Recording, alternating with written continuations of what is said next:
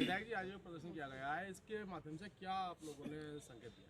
देखिए, अगर प्रियंका जी ने ये ट्वीट किया है तो इससे ये पता चलता है कि इन लोगों के दिमाग में कितना तानाशाही हावी थी, लोकतंत्र के मूल्यों से इनका कोई संबंध नहीं था।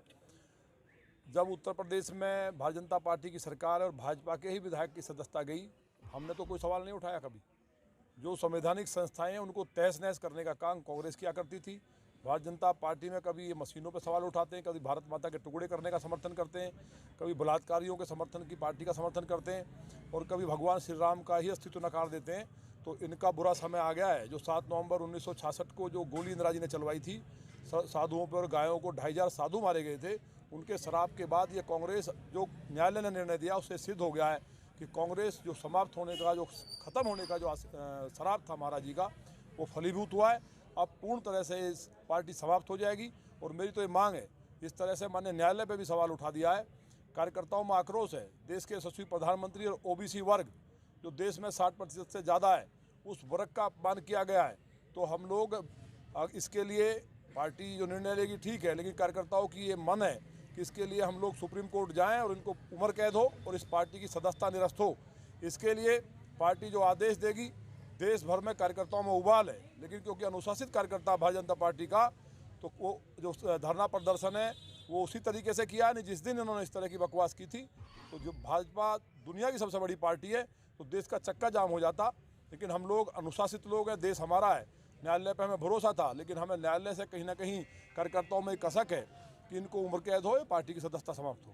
विधायक जी, कोर्ट ने जो आदेश दे दिए वो सर्वमान्य होते हैं, इसके बाद भाजपा को क्या जरूरत पड़ी कि तहसील स्तर पर या पूरे भारत में जो प्रदर्शन करना पड़ा? भाई, आप पूरे पिछड़ा वर्ग का अपमान करेंगे तो उनकी निंदा भी नहीं करेगी भाजपा, उनके खिलाफ कार्रवाई की मांग नहीं करेगी।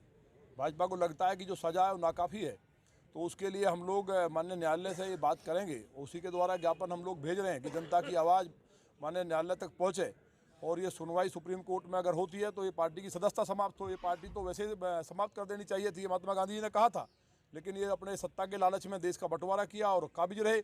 लेकिन अब पूर्ण रूप से पार्टी जो है समाप्त हो चुकी है। ढूंढे हुए इनके कोई कार्यकर्ता मिल नहीं रहे हैं देश भर में, और जो इनके सहयोगी पार्टियां वो भी समाप्त हो जाएंगी, क्योंकि माननीय मोदी जी ने पूरी दुनिया में जिस तरह भारत का नाम किया और भारत की जो अर्थव्यवस्था तेज़ी के साथ बढ़ी है, रोजगार के साधन बढ़े हैं, आज पूरा देश का एक एक बच्चा माननीय प्रधानमंत्री जी के साथ है। अध्यक्ष जी, आज आप लोनी नगर पालिका में पहुंचे हैं, राहुल गांधी के खिलाफ मुर्दाबाद के नारे भी लगाए, क्या है पूरा मामला?